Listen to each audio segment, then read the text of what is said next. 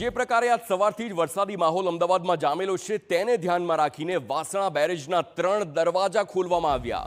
નદીનું લેવલ 130 ફૂટ સુધી કરવા તંત્રના પ્રયાસ છે. સાબરમતી નદીની સપાટી 131 ફૂટ પર પહોંચી અને વાસણા બેરેજના 25, 26 અને 27 નંબરના દરવાજા 1 ફૂટ સુધી ખોલવામાં આવ્યા. બેરેજના દરવાજા ખોલાતા એ તમામ નીચાણવાળા લોકોને એલર્ટ કરવામાં સૂચના પણ આપી દેવામાં આવી છે.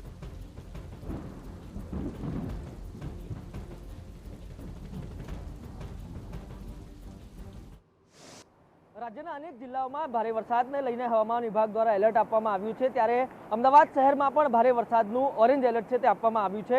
તકેદારીના ભાગરૂપે વાસણા બેરેજ જે સાબરમતી નદી પર આવેલો છે તેના 3 દરવાજા છે તે અત્યારે ખોલવામાં આવ્યા છે અને નદીના પાણીને છોડવામાં આવી રહ્યું છે. વહેલી સવારથી જ અમદાવાદ શહેરમાં જે સાર્વત્રિક વરસાદ છે તે નોંધાઈ રહ્યો છે. ખાસ કરીને અમદાવાદ પૂર્વના જે વિસ્તારો છે ઓઢવ, નિકોલ, કઠવાડા સહિતના વિસ્તારોમાં 1 ઇંચથી વધુ વરસાદ નોંધાયો છે. તો બીજી તરફ સિંચાઈ વિભાગ તરફથી પણ જે તકેદારીના ભાગરૂપે વાસણા બેરેજના 3 જેટલા દરવાજા છે તે ખોલવામાં આવ્યા છે. સિંચાઈ વિભાગના અધિકારી આપણી સાથે હાજર છે, સીધા તેમની સાથે વાત કરીશું. સાહેબ, વાસણા બેરેજના દરવાજા અત્યારે ખોલવામાં આવ્યા છે, શું સ્થિતિ છે, કેટલું લેવલ મેન્ટેન કરવામાં આવી રહ્યું છે, કેટલા દરવાજા ખોલાયા છે?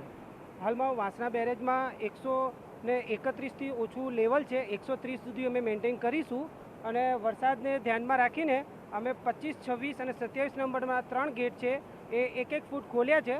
હજી વરસાદનું વધારે વાતાવરણ લાગશે તો હજી વધારે વરસાદ આપણે દરવાજા ખોલીશું અને નીચાણવાળા વિસ્તારોમાં પણ અગાઉથી અમે અલર્ટ પણ જાહેર કરી દીધું છે તથા લોકોને તકેદારી રાખવા માટે પણ જણાવવામાં આવેલ છે. ખાસ કરીને સિંચાઈ વિભાગ તરફથી જે તૈયારીઓ કરવામાં આવી રહી છે, આ તૈયારીના ભાગરૂપે જે નીચાણવાળા ગામો છે તેને પણ એલર્ટ કરવામાં આવ્યા છે. સાવચેત રહેવા માટે સૂચનાઓ છે તે આપવામાં આવી છે. આ તમામ બાબતો વચ્ચે સાબરમતી નદીના 3 દરવાજા તકેદારીના ભાગરૂપે હાલ ખોલવામાં આવી રહ્યા છે અને જે મોટા પ્રમાણમાં પાણીનો નિકાલ છે તે અહીંયા કરવામાં આવી રહ્યો છે, જેથી કરીને જો અમદાવાદમાં ભારે વરસાદની સ્થિતિ સર્જાય તેના કારણે વોટર લોગિંગ ન થાય અને ત્વરિત પાણીનો નિકાલ થઈ શકે તે પ્રકારનું આયોજન છે તે કરવામાં આવી રહ્યું છે. કેમેરા પર્સન ઇમરાન શેખ સાથે રોનક વર્મા, TV9 અમદાવાદ.